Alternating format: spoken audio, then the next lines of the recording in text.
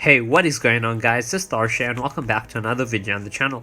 Today we're going to be having a look at the best Eowyn build in Lord of the Rings Rise to War. So if you guys do enjoy this video, then please do drop a like, comment and subscribe to the channel, and don't forget to turn on the post notifications.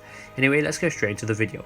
So first things first, before we actually kick off this video, is a quick disclaimer. The build I'm going to be giving you is based on if you have a level 50 Eowyn at respect level 5 at least. That will give you 55 skill points. If you do have extra skill points from having her at a high respect level, like respect level 6, 7, 8, 9, 10 or above, or if you have extra skill points from imparting wisdom and getting those 4 skill points, that is great. You will be able to make it even more effective. But for this video, for this build, just because the vast majority of players may not have her at a very high respect or may not have imparted wisdom, I'm going to be giving you the build that you can use with just 50 skill points plus 5 from having respect level 5, and I think the 2 skill points you get from her balanced title. Yep, so that's going to give you a total of 57 skill points. Okay, so that's just a disclaimer. Hopefully everyone is aware. Now let's get straight into it. So first things first, we're going to talk about army. Being Eowyn, and with the skills that she has, you're going to want to run a full cav army of men if possible. So what I tend to do is I tend to run a vast majority men. Oh, hold on, she's just attacking there. Vast majority men cav, and that is cavaliers and cataphracts, unless you're playing a nation that has tier 4 cavalry, for example Rohan or Gondor, then you can also add in some marshals or sworn knights. But for the vast majority of your players, you're going to be running a lot of cavaliers, a lot of cataphracts, and then just like 500 to 750 ram riders. And the reason you're going to put that is because ram riders are a melee unit, which means they benefit from her heal ability.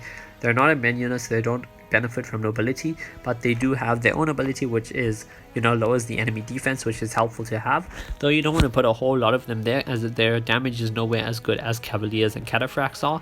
So you're just going to put like 500 to 750 just to have enough there to lower the enemy defense each round until the end of the battle. But most of your troops are going to be your cavaliers and your cataphracts. Next up, we're going to look at her gear. So the gear that you're going to run on her, especially if you don't have golden gear. If you have golden gear, then obviously you're going to want to run that stuff. That's much better, especially if you have it at a high strengthen and refinement. If you don't have it at a very high strengthen, like at least 3 stars above, then you may actually just prefer running purple gear. And the best gear that I found for her is, in terms of a weapon, you want to run a cutlass, and you want to run a cutlass with melee might. That means allied melee units damage dealt plus 1.5% per level. So cutlass with melee might is her preferred weapon. The best chest piece you can put is a scout's mail. That gives her both might and speed. In terms of what skill you want to have on it, well, that's kind of up to you. I like running deafness, but you can also run shroud, I believe it's called. Let's just check quickly over here. So we go over here, check this. Yeah, so you can either run deafness, which gives commander speed plus 18 and maxed out, or you can run shroud, which is 3 allied units, 60% chance to evade the first instance of damage. It's up to you which one you prefer. I personally want to run deafness because that extra speed will help increase the effectiveness of her cleave skill later on if I decide to use it. In terms of helmet, the best thing for her is the horseman's helmet. It gives you might, it gives you speed, it gives you army defense for a mounted unit, and the resolve effect on it is the best possible effect for Eowyn, as it gives you the first 3 rounds madness immune, combined with her her stun immunity for the entire match, and that gives you basically stun and madness immune for the entire match. So that's something great. In terms of accessory, I do have her unique. If you do not have a unique, however, I would recommend running something like a hit lane, or you could run a night star as well with like tactical mob, which gives you pursuit, or you can even run a fiddle. It's up to you, but yeah, that is what I run. I do run her unique. If I didn't have a unique, I would run a hit lane with mend on it, as that would give us some more healing, some more might, and some more focus.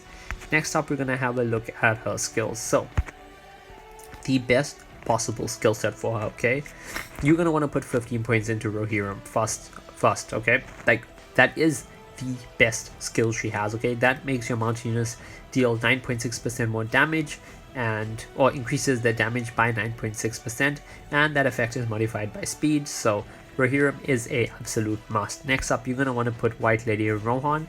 It's an absolute must as it gives her 30% HP recovery every round for mounted units, which helps her army to be just that much more survivable. And its max level effect, mounted units gain stun immunity. So this gives your entire army stun immunity for, well, basically the entire battle, and it's something you definitely need. That is going to be 30 points, however, and you're only going to be left with 27 points left. So you're going to want to put 7 points into Frontline Rescue and 7 points into Nobility. 7 points into Frontline Rescue is going to give you 300% HP recovery on round 3, but only for allied melee units, which means your Cataphracts, your Cavaliers, and your Ram Riders will all benefit from this skill. Nobility will increase the damage of your main units by 21%.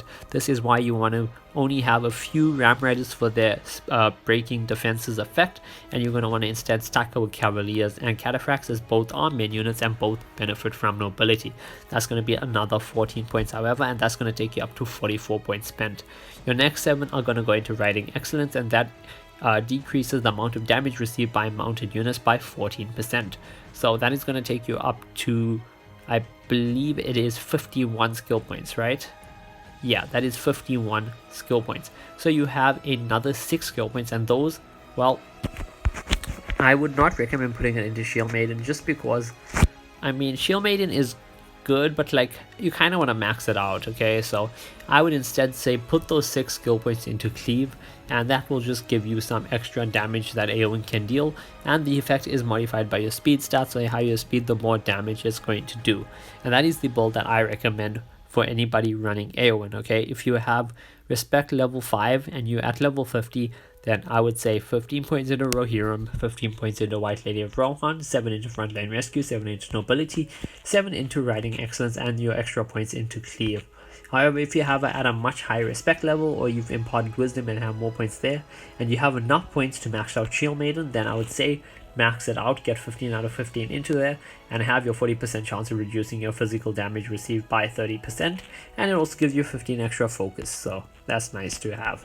Anyway, let's quickly recap everything we spoke about in this video. I don't want this video to run on too long, so I have been a bit... Ooh, that's nice. The Various just captured a territory, I believe. Ashen Plains. Nice. Well, that's cool. Anyway, let's have a quick review of everything we spoke about. So, first things first, if you're running Eowyn, the army you're going to want to run on her is majority Cavaliers, majority Cataphracts, with about 500 to 750 Ram Riders, just to use their break defenses effect. Next, in terms of gear, you're going to want to run a melee might cutlass, you're going to want to run a deafness or shroud scout's mail, it's up to you, and you're going to want to run a resolve horseman's helm. For accessory, you can either run Rohan's refuge or a hit lane with mend on it. You could also use a night star or a fiddle, that is up to you. In terms of skills, you're going to put 15 points into Rohirrim, 15 points into White Lady Rohan, 7 points into Frontline Rescue, 7 points into Nobility, 7 points into Riding Excellence, and you're going to put your last 6 points into Cleave, unless you have enough skill points due to a higher respect level or imparting wisdom that you can max out Shield Maiden, then I would say max that out. Anyway, if you guys did enjoy this video and if it did help you out, please let me know down below in the comment section. I try to make this build guide a bit quicker than my previous one, so yeah. If this did help you though, let me know in the comment section. If you have any suggestions to improve on this build, or a build that you use that's different from this but that you feels works really well, let me know down below in the comment section as well. Anyway, I'll see you guys in the next video.